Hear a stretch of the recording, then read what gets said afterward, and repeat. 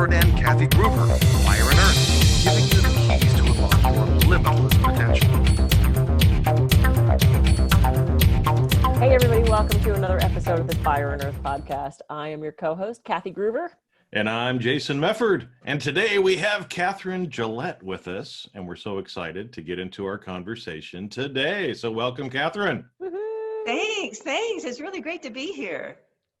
So why don't you tell our listeners and viewers a little bit about yourself, about what you do. I can't wait because I was just on your show and very excited. So I'm the creator of the Hero Method. And what that's all about is helping entrepreneurs find the words to talk and write about what they do in a way that, as I put it, gets a wow instead of a huh. Mm-hmm. Too many times, or too many entrepreneurs really have trouble talking and writing about what they do in a way that really grabs their audience's attention and gets them, leaning forward and saying, "Oh, that's interesting. Tell me more." Which, after all, initially is all we really need to do. We need them to be interested and intrigued and want to know more, and then that authentic conversation can begin, whether it's in person or on the web. That's really what we need to do. So the Hero Method does that all the way from the initial introduction all the way to loyal customer. It's about staying connected with them in an authentic human-to-human connection rather than marketing communication. And it uses the hidden powers of story to do that. So those are the kind of the unique things about the Hero Method. All right. I love this, especially in this day and age where we are trapped in our homes, we are trapped on Zoom. This has become communication. This has become that relationship. And we had a guest on ages ago who talked about story and how he weaved story into like corporate conversations and things. And it was a fascinating conversation. So what is your background that got you to this point? How did you come up with this? Well, I was really inspired by Joseph Campbell's work when he first did, I don't know if you're familiar with the Power of Myth interview with Bill Moyers. Yeah. So that pretty much changed my life, because that's when I decided what I was going to do is follow my bliss and not do what I was supposed to do. And not do what they thought I should do, and what my family thought I should do, and all of those kinds of cultural pressures. And so that's what I've been doing ever since. And initially what that meant was, it was this light bulb moment. Oh, I'll write a historical fiction novel, because I was also an amateur historian. I was the Elizabethan historian for Britannia.com at the time. Wow. And but my problem with historical fiction was, and still is, it tends to be long on fiction and very short on history. Yeah. And I actually personally think it's an ethical issue. Like, if you're going to, you don't have to be an expert, but read 3 books on the subject and then write your novel, then, because people think they're learning history, but they're not. So that was I was on a mission to write a historical fiction that was engaging and historically accurate. So I took the dry bones of history. It's basically about this Francis Drake's circumnavigation of the globe, this adventure that he went on. And I used the mythic motifs of the hero's journey, the mythic motifs and archetypes of the hero's journey, to be the foundation of that story. Wow. So the only fictional character in the book is the hero who goes on this adventure. So we meet Drake and everybody and have this adventure through his eyes. So that started that. And then what I was doing to pay the rent, so to speak, at the time was I already had Dunkus years experience in marketing. So I was writing copy for corporations at the time and doing messaging and branding work and that sort of thing as a consultant. So I realized, if I could bring the dry bones of history to life using the mythic motifs of the hero's journey, maybe I could do that for my clients. My clients at the time were tech companies, and that tends to be kind of a dry subject for many folks. And so that's how the Hero Method was born, to really use that as a foundation for messaging and storytelling for companies. And that was about 10 years ago that I first, was kind of had that aha moment about the Hero Method. Well, that's really cool, and it's only something that 100% of entrepreneurs could use, right? Yeah. I mean, it's because it's like you were saying, technology is kind of dry. Well, for some of us, actually, technology is pretty cool, right? But Yes. for the masses of people, it's a very dry subject, right? I mean, like yesterday, I was talking to a guy who's actually a coder, and you start talking with coders and they just go nuts about kind of the art behind it, and some of the stuff like that. But to most people, something like computer code is boring, right? I love that, the dry bones of history, and you're bringing it to life. That's great imagery. I know you're a writer right, by using imagery like that. But it's, like you said, so many of us as entrepreneurs, it's the same thing. We're really excited about what we do. We know that it's important for people, but it's hard to actually capture and engage people. And the fact that people love stories, right? So when you were saying the hero method at first, I'm like, the hero method, that's kind of cool. And then you started saying stories, and I'm like, hero story. I bet here it comes. Here it comes. That's where it is. Yes, and actually, thank you. I want to just take a moment to say, yeah, I think technology is really cool too. It is just, again, and this is just the classic problem of it. It's the way we talk about it, and it's anything that we do. There's all kinds of, all of us, every entrepreneur has every right to be really proud of what they do. But the problem is we are so immersed in what we do. We're bathing in all the details of what we do, and they become normal. We become what's called habituation. And so we just think it's so basic, and yet we're absolute experts at it, and we've forgotten what it's like to have beginner's mind, to not know all these details or not even really care about all those details. And that's really where our audience is, especially when we're first introducing them. And even, there's a whole, I call it the decision journey that hopefully we're guiding our audience through. But very rarely do they really want to know or need to know the details that really excite us about what we have to offer. It's really about how can we help them get from where they are to where they want to be. That's really what our job is as marketers. Well, and I love that you said that every profession has its exciting parts, and it's really how we language it. I mean, I had a conversation with a coder specifically. I don't know how to code. I don't do math. I turn my computer on. That's as far as it goes. And I was talking about coding, and I said, I just like how your brain works to put all these symbols together to get content is just stuff like that's fascinating to me. And he was quite the storyteller. And he explained to me in great detail how he does coding. And it was the most fascinating thing ever. And I know I could have asked somebody else in the company where 3 seconds in, I would have been like, I'm so sorry I asked this question. It is how we language things and how we tell stories. And I know, Kathryn, did you tell me you had an acting background as well? Yes.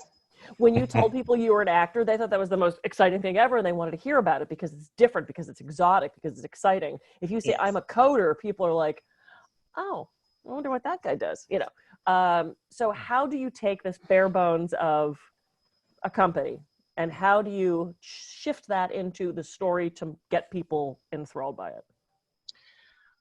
Well, the most important thing is that we need to let go of the belief, and it's reinforced all over the place, and it's in best practices marketing, that we are the hero, that our product is the hero, that our solution is the hero. We need to let go of that, because the correct way, I would say, to look at it is, and the more effective way to look at it, is that your audience is the hero on a quest to find the elixir that will heal their wounded land. Oh. So again, these motifs, right? And with every great story, every blockbuster movie, every international best-selling novel, and every story across cultures and across time, there's the hero and there's the mentor, always the two. Mm-hmm.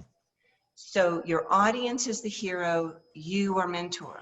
You are Obi-Wan Kenobi to your audience's Luke Skywalker, who needs to learn how to use the Force, which is the elixir, in order to master the force in order to make that million to one shot and make their world a better place, right? So it's this really important mental shift that needs to be made, that when we realize we are our audience's mentor, offering them helpful insight and advice at every step of their journey, all of a sudden everything changes. And so what we need to tell them changes, because it isn't the story about our product. Right. It's their story. I call it the story of transformation. It's about what's the story actually is about how we help them get from where they are, from their wounded land. I call it the wounded land. How we help them get from the wounded land to the healed land. That's the story that's important. It's not the story of our product and how it came to be. And oh boy, right? We see pages and pages of the history of the product, the About Us page on websites, That's where, yeah. So that's not what's important. What's important, the About Us page should be about that story of transformation. What we're about is helping transform, take you on a journey of transformation from, again, where you are to what you're already wanting and needing and yearning for. We understand that.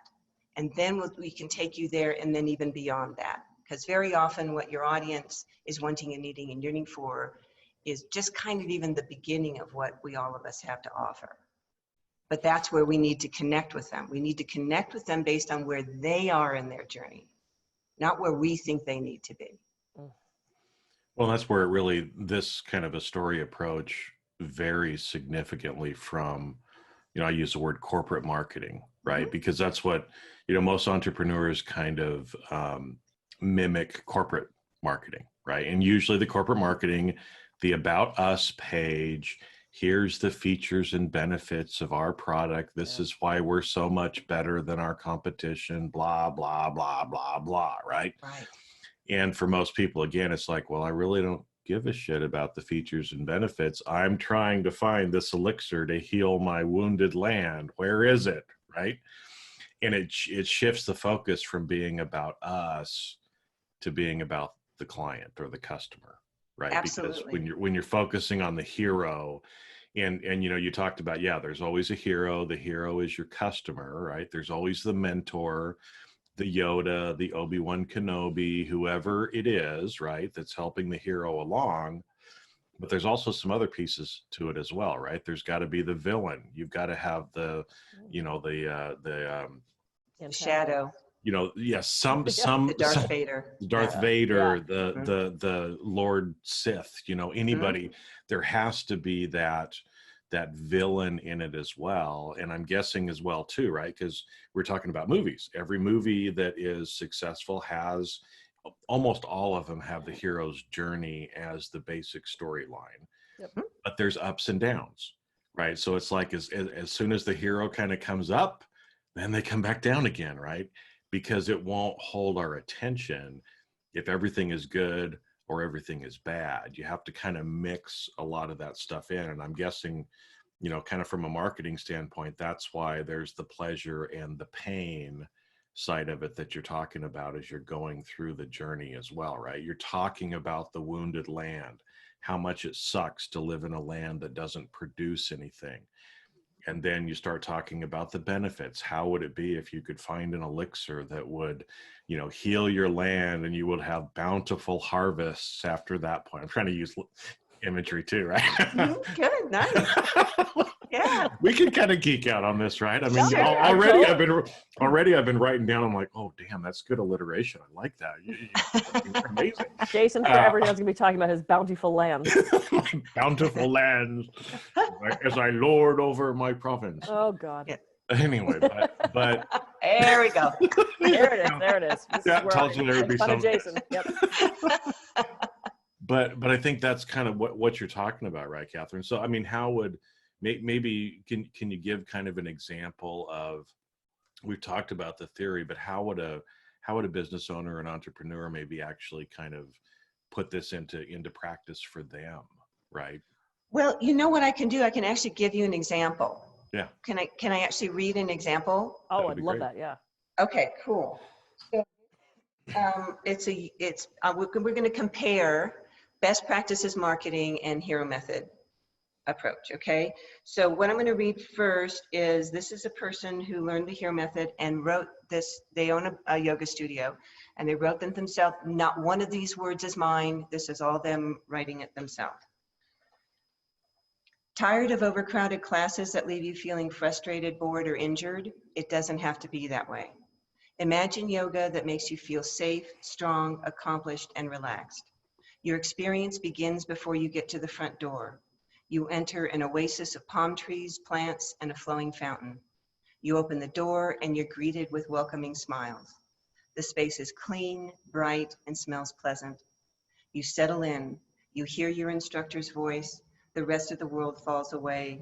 You indulge in your me time for the day. You enjoy the challenge of your class. The personalized direction you receive is priceless.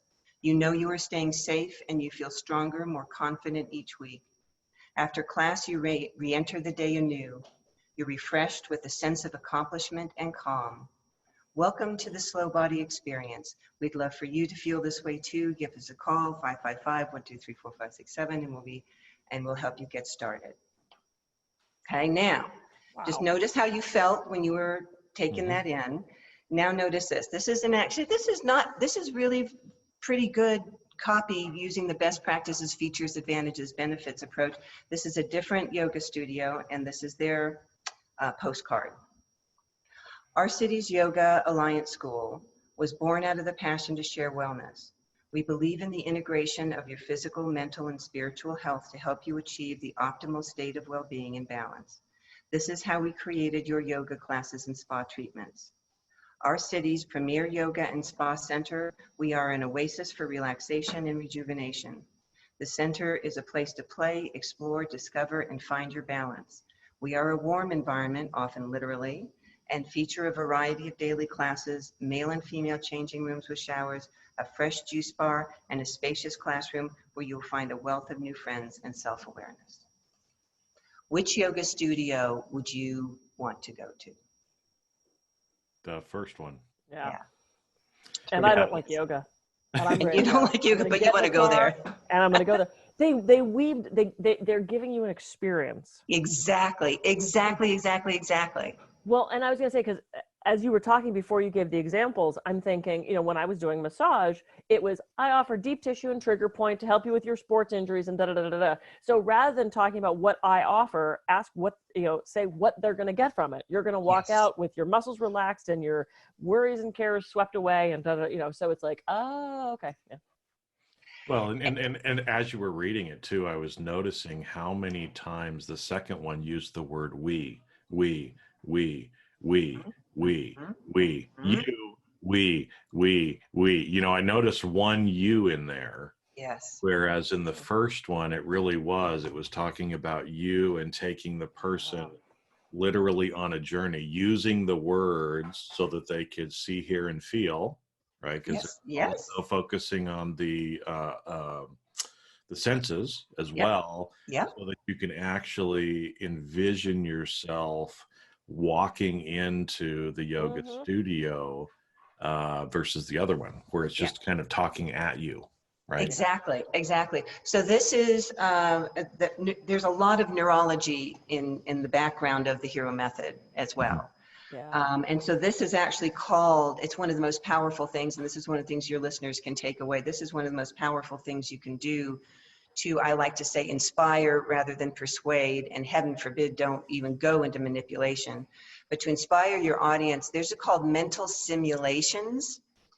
And so what neurologists know is that when I tell a story, when you were listening to that, neurons were firing in your head as if it was happening to you.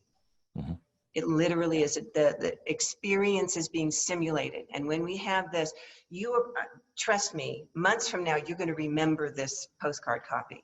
Yeah. Because you've had the experience. When we have the experience, it's not just reading and words coming in and going out. It's actually an experience. And when we have that experience, it's incredibly powerful. That's probably the most powerful thing we can do, is create an experience with our content, not share information. Right. Well, and then the other thing that inspires the business owner to do is make sure they actually give you that experience. Because Yes. I'm thinking, if you show up and there's no palm trees and there's a trash can and there's a homeless guy and there's puke you got to step over, and then the receptionist is like, "Welcome to your What story you want to appointment." get? You want to tell that story. You're like, "Oh, that's the postcard was so wrong," So keeping you come on for your yoga class. She's smoking and there's like, It's like the mom from Thrill Mama from the train or something. I'll be your yoga instructor for the day. right? Yeah, hand on now. My boyfriend just did a slow turn to see what in the world I was doing. I mean, it's keeping you accountable for giving them a good experience and making sure that you're living up to that journey after the marketing. Because you can get them in the studio and then they go, yeah, that's not right. So that's fabulous. It's going past the marketing then. Absolutely. Well, this is one of the aspects of it, is that it brings up the question, what is the elixir? I mean, here's the details of the elixir. Yeah. And so the elixir is, is it, somebody's basement, next to a garbage dump, or is it this, have we created this, really lovely, peaceful place? What is the elixir? Yeah. And I have an idea for a yoga studio now. a basement near a garbage dump? Yeah. Like trash yoga. Smells bad. Are you tired of those nice places that smell good? We call it hot. It's hot and stinky yoga. Hot and stinky yoga. I love it. Stinky I love yoga. it. Hot and stinky yoga. Yeah, It'd be my very new good. business. And only in the summer in like New York, where So the you got weather's just hot the and rats horrible. and everything too. Yeah. It's like goat yoga, but we use rats. Yeah, exactly. Well, and it's funny because too, as we were talking, I mean, at the beginning we talked about, I mean, you used to write for Britannica, right? And the whole historical fiction stuff. Whether again that's book, or if it's there's a lot of historical fiction-ish shows and movies and other things like that as well.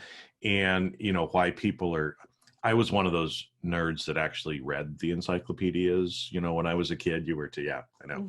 But so many people, they do get their history lesson by reading historical novels, by watching these movies or TV series about historical events, because it's a more enjoyable way for people usually to be able to consume and get the information, right? And so just the same thing, it's a much more enjoyable way for them to read one of these, hero method advertisements, the wrong word, but marketing piece. Yes. Right. Much more enjoyable for them to do that. It's that experiential that you're talking about. And again, if they feel good after going through that experience, I'm guessing they're going to feel good towards your whatever it is that you're selling as well. Right. Absolutely. That's a really, really, really good point, Jason, because basically the summary of the point I'm going to make is every buy is an emotional buy. Yeah. We are not rational decision makers. We really aren't. Human beings just simply aren't. There's no research that shows we make decisions based on, logic. It is about how do we feel about this product? How do we feel? This is why people stand in line to go read, if there was another Harry Potter book coming out, man, people would line up around the block, right? Same thing with, I don't know, the latest Star Wars, right? It's just like, people line up around the block to go see that again and again. And this is all because of how they feel about it. And also because, oh, by the way, those stories are also very much the hero's journey stories, very much based on that. Yeah. So but it's the emotional connection to the gadget, the next Apple thing, right? It's, people line up because there's an emotional connection to the company that Apple has very carefully developed, that emotional relationship with their audience. Absolutely. Well, I think what you said, that an emotional or every buy is an emotional buy. That's an important thing that people need to get through their head, because I've actually there's a lot of empirical evidence, actual scientific research to prove that point as well. That 6 to 7 seconds before we actually consciously make a decision, it's already gone off in the back of our brain and our subconscious. Yeah. And there's been several studies that kind of back that up, that it's always, It's an emotion that causes us to make a decision, and we make the decision subconsciously before we ever even recognize it consciously. So the Right, more that and you can then- bring the emotion into it, right, the better. Because people are going to use emotion to make decisions. Absolutely. And then I think the thing that makes us believe that we're rational is what happens. It's called confirmation bias. Yep. So what we'll do is we'll find the facts to support the emotional decision. And we'll say, oh, I just made a very smart choice because, this isn't this. But so our own brain fools us into thinking, what a good boy am I? And I'm so rational and I'm so smart, but actually it was an emotional decision. Yeah. I've had people come up to me after my talks and I set out all my books and they go, oh, this was the greatest talk. I want one of every book. I'm not going to read them, but I have to have them. And I'm like, okay. I mean, I'm not going to be like, no, now you said you weren't going to read them. So I don't want to make that say, but it's true. People get excited about, I've done that too. You stand in line, you get signed by the author, and then you get home and you go, I gotta read Did this. I do that? Add it to the stack of books that hold my computer up high enough. So I know, Kathryn, people can work with you individually. I also know you have an amazing book. So tell us about the amazing book. So the amazing book is available on Amazon, and just go and search out the Hero Method. And they've got two versions, one's for tech companies and one's for small businesses. And if you're a Prime member, you can get the Kindle version free. So that's a cool deal. What else did I want to say about that? No, I knew what I wanted to say. So the yoga postcard that we liked, that was written by somebody who read the book, never worked with me personally. Just read the book and then she did it. Yeah. So that's how effective the book is. It'll actually teach you how to write content like that. Well, and I think it's an important thing too, right? For everybody, because I'm an Amazon Prime member, so I'm gonna go download it too, right? Hey, Nice. Wish I could give you a few dollars for it. So send me your PayPal account or something. I don't know. The point is, the reason that yoga studio owner got value from the book is he or she actually sat down and implemented what you were telling them. Right. So that's an important thing. We can read all the books that we want to, but if you don't actually take action and try to do it, try to incorporate what you're learning into what you're doing, then, it's as good as all of those books that we buy and have the author sign and they just sit on the shelf or hold up our computer. So you've actually got to, Kathryn's giving you good stuff, folks. Now you got to actually go out and try to start implementing it. Well, and like anything, it's like you can join the gym, you still have to go. You can sign up for some dating service, you still have to swipe. It's like it is about that taking action. And we have so many phenomenal guests on where, I don't know about you, Jason, but I've actually put some of their practices into motion. And being that I'm kind of in the midst of launching my coaching practice, I know what I'm doing after the show is I'm getting the book because I need to make sure that my copy sounds like that journey, that sounds like that story, because that's who I am anyway. So Kathryn. Yeah, I think it's a really good fit for you. It's a natural fit for you. I think too, the other thing I just want to say is that a lot of entrepreneurs procrastinate about marketing because I do feel that, it just feels uncomfortable and icky, like putting ourselves as a hero doesn't feel right.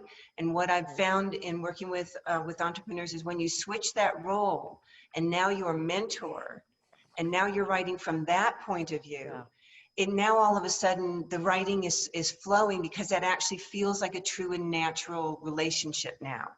With the audience, rather than saying, hey, look at me, I'm so great. It's like, hey, look at you on your journey. Aren't you great? And here's like this way that I can help you, in the next step and the next step. So it changes the relationship. So it changes the way you feel about doing marketing and about writing marketing.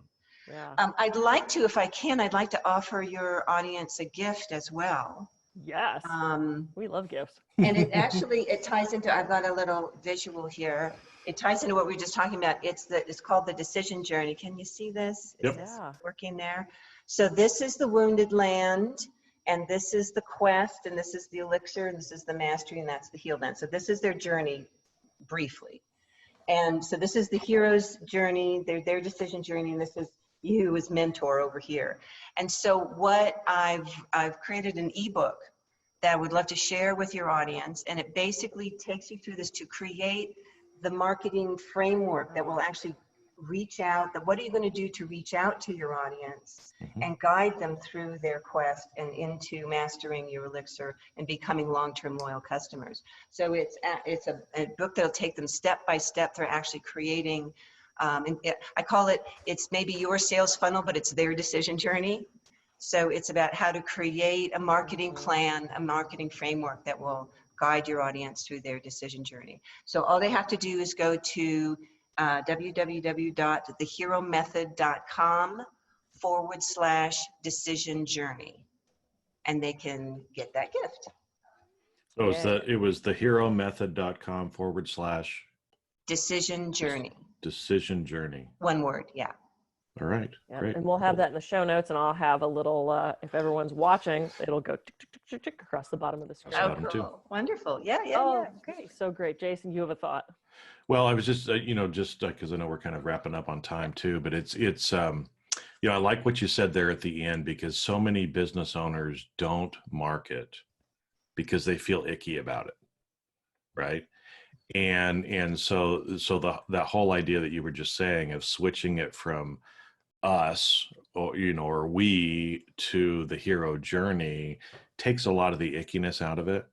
And the reality is, I mean, one of my mentors just hits this home all the time. He's like, you're if you're an entrepreneur, your primary job is marketing.